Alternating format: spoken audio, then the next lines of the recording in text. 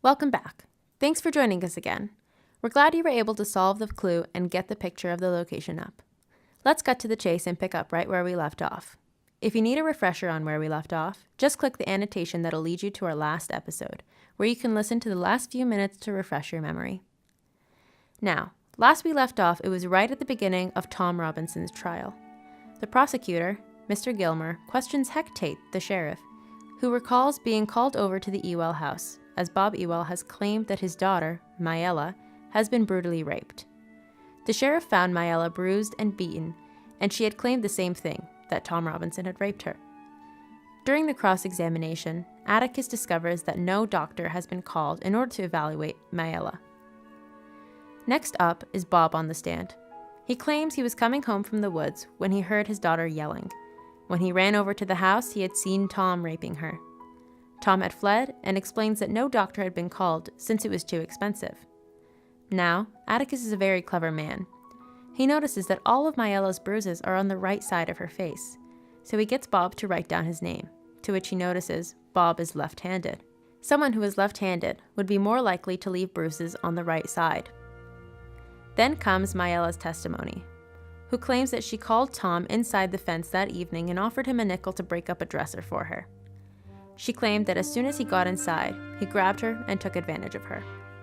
Through Atticus's cross-examination, he comes to find out that Mayella's life is surrounded by 7 unhelpful siblings, a drunk father, and no friends. Then, Atticus goes into the cross-examination. He asks Mayella a series of questions. Why didn't your siblings come running? Why didn't you try to put up a fight? And finally, could Tom have bruised the right side of her face with his useless left arm, which was torn apart by a cotton gun when he was a young boy?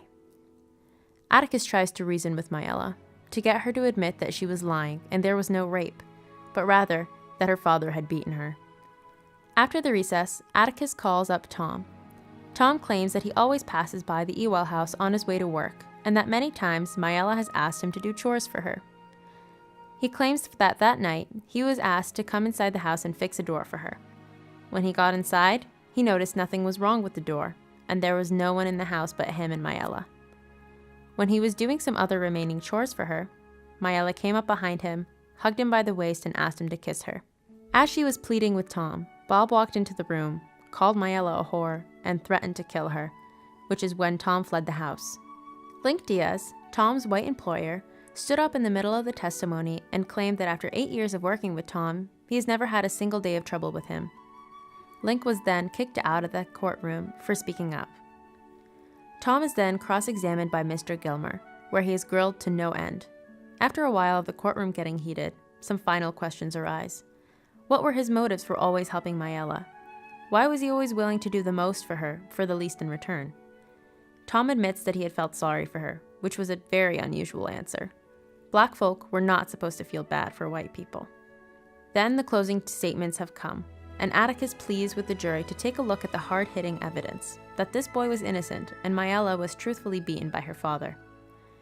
Right as Atticus finishes his statement, Calpurnia runs into the courtroom and tells Atticus that the kids have not been home since noon. Then, someone announces that they saw the children up in the balcony with the colored people. Atticus orders the children to go home and have supper, which they do quickly and run back to find the jury still pondering on Tom's innocence.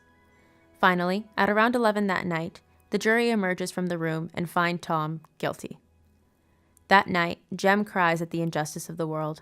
Scout is also astonished and Dill is at a loss for words. The black community of Maycomb deliver mountains of food to the Finch household, to thank Atticus for doing his best and being wronged with the verdict. Jem complains to Miss Maudie about the people of Maycomb. He has once thought that these were the best people in the world, without a doubt, and now he's not so sure. However, Miss Maudie makes a good point, which is that there are people who had tried to help, such as the judge appointing Atticus, the best lawyer in town, to defend Tom, rather than any old public defender, and the fact that the jury spent so long pondering shows signs of improvements in race relations. As they leave Miss Maudie's house, a woman runs over to the children and tells them that Bob Ewell has spit on their father and swore revenge on him. This threat is worrying to everyone but Atticus. He tells his children that because he made Bob look like a fool, he wanted to get revenge, and now that he had spit and claimed his revenge, He expects no more trouble from him. News spread that Tom had been sent to a prison 70 miles from Maycomb. Atticus has faith that a potential appeal might be awarded to him. Scout asks Atticus what would happen if Tom lost, and Atticus explains that he would go to the electric chair. He then explains how a white man's word will always beat a black man's, and that was why he was found guilty, since the jury was all white. After hours of discussing and pondering why on earth so many people go out of their way to hate each other, Jem suggests that Bood Radley must not want to come out of his house, so he does not have to deal with the horridness of these people. Thank you for listening, and here's your clue. What is a place where justice should prevail, but doesn't always happen? Good luck, and looking forward to having you at the next one, and the last one.